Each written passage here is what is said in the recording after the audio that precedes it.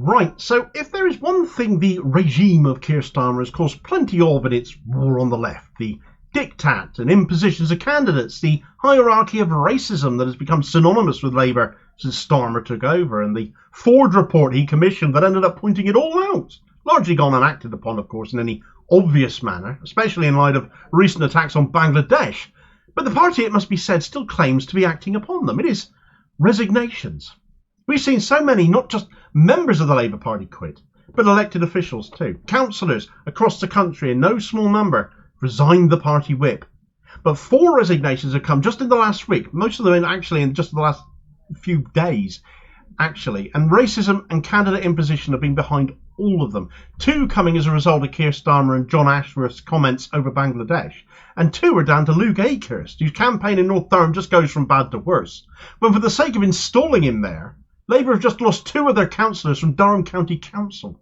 Right, so for as much as the media and the same old Labour politicians cropping up on said media keep harping on about how Keir Starmer has changed Labour, none are asking the very pertinent question about whether that change is a good thing or a bad thing. And frankly, the closest we've come during this election campaign to putting that out there has been Green Party co-leader Carla Denier's mic drop moment in a televised hustings, talking about how Keir Starmer really has changed the Labour Party.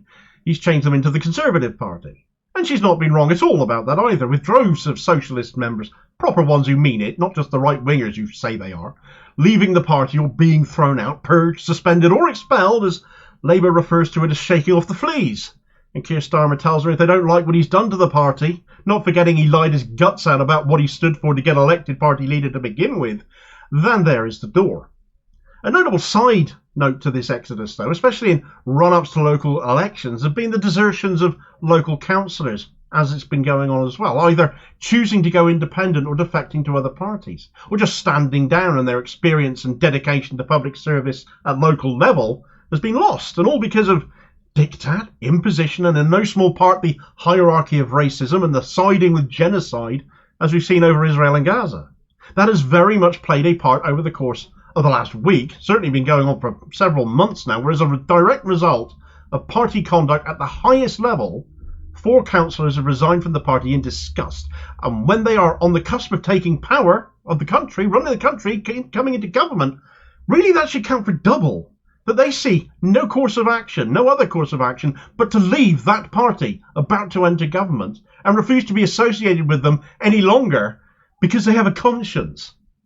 The first of these resignations came in the wake of Keir Starmer and Jonathan Ashworth's comments regarding Bangladesh and why people from there were not being removed, all despite Bangladesh not even featuring in the top 20 of migrant source countries, though it is a country with known human rights issues, even as the Tories pushed through a returns policy with Bangladesh, claiming it was a safe country, Rwanda all over again, despite that only happening actually just 6 weeks ago, just last month. Starmer has since invited a softly spoken but no less pointed letter from the High Commissioner of Bangladesh to the UK, educating him on such matters, giving him a schooling. He's certainly gone through some damage limitation exercises as he's realised what allegedly might have been a planned election exercise to appeal to the far right might have come as a bigger cost to Bengali votes, both at the time and since, but the one thing he hasn't been able to do is apologise for it. Well, the first resignation was that of no less than the deputy leader of the Labour group of Tower Hamlets Borough Council, Councillor Sabina Akhtar. Tower Hamlets itself having a very strong, large Bengali community. Labour losing control of the council to the Aspire party, led by Lutfur Rahman, himself Bangladeshi by birth, and formerly Labour, incidentally, who is the currently serving Tower Hamlets mayor. The Sabina Akhtar's resignation letter, dated the 26th of June, which he posted on social media, was both brief but no less pointed. I have just resigned from the Labour Party. I was the first female Speaker of the Council from Bangladeshi origin, and I was a proud Labour Party member. But I cannot be proud of this party anymore when the leader of the party singles out my community and insults my Bangladeshi identity. I have defended the party all my life and was very proud of it, but it is clear the direction it is heading is unacceptable to me and my community. I dare say she echoes the feelings of a great many Bangladeshis living in this country and in Akhtar's community, and it wasn't long before another Labour councillor quit over the same issue. Just yesterday afternoon, news broke that the first and only Bangladeshi councillor to ever be elected to Walsall Council, and the former chair of the Labour group there, Shakila Hussain, had also resigned, again laying the blame for her decision firmly at the feet of Keir Starmer and his awful comments that he's still not going to say the words "I'm sorry" in response to, and she did not pull her punches either. It is with regret that I must tender my resignation as a member of the Labour Party with immediate effect. It is my view that the values of the Labour Party no longer align with my own, nor with the values of my constituents, whom I will continue to represent and work for in an independent capacity. In light of recent comments made by Sir Keir Starmer and Jonathan Ashworth in relation to Bangladeshi migrants, I cannot in good conscience associate myself with a party who so readily scapegoat an entire nationality to pander to voters. They refuse to apologise to date. Furthermore, while I have been vocal in my support for the civilians in Palestine and the calling of an immediate ceasefire from the outset, I feel that I am limited in my capacity as an advocate for this cause by staying in the party. To stay with the party after recent public comments made by senior members would be an affront to my identity as a British Bangladeshi Muslim immigration solicitor. I will continue to represent constituents and migrants of any and all nationalities and speak out against the horror taking place in the Middle East. I could feel the heat from the scorch marks left by that one. A British Bangladeshi Muslim immigration solicitor, no less. She must be the stuff of nightmares for Keir Starmer and his pro-Israel migrant-bashing factionalism. And I especially note that she has also, as I have in other videos, picked up on the reason for Starmer and Ashworth doing this was for petty political gain, and chose to demonise an entire nation to do so, but they really picked on the wrong one, since the truth is, we really do not have an issue in this country regarding Bangladeshi migrants.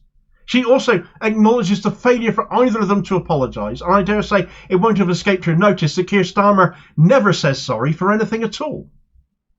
The other topic causing resignations in recent days, though, has been around Luke Akehurst, still trying to get elected by virtue of just wearing a red rosette and figuring enough of the population of North Durham will vote for him for that reason and that reason alone, despite being completely invisible to them, not attending hustings, not being held to account by local people, nobody knowing who he is, this guy from Oxford. I dare say an advantage for him, since the more you know about him, the less you like him, having essentially parachuted himself into the seat as part of a Labour NEC stitch-up where 6 of them gave themselves shots at safe seats by supporting each other.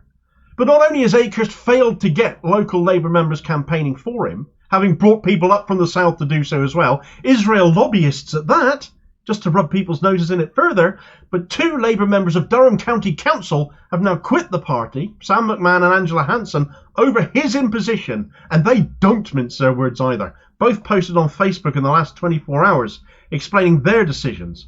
McMahon's resignation reads, "Some of you may have already heard, but I wanted to put up this post to confirm that I have resigned from the Labour Party and will be serving the rest of my term on the council as an independent member. I made this decision after the Labour National Executive chose to parachute Luke Akehurst in as the Labour candidate for our constituency. Local members were not given a chance to select their own candidate, and Akehurst has been forced upon us by Labour HQ. He has no connection to North Durham and lives in Oxford. I attended a meeting where local Labour members were given the chance to meet Mr Akehurst for the first time. I did not find his answers to my questions about why he was parachuted in by the National Party, nor his controversial stance on the situation in Israel-Palestine, to be satisfactory, and therefore I have chosen to resign from the Labour Party. I cannot in good conscience campaign or vote for Mr Akehurst, and I am highly disappointed that the National Party chose to parachute in a candidate rather than allowing the members to choose a good local voice to represent North Durham. I will continue to represent and advocate for our community in Craghead and Southmore, but this will be as an independent councillor."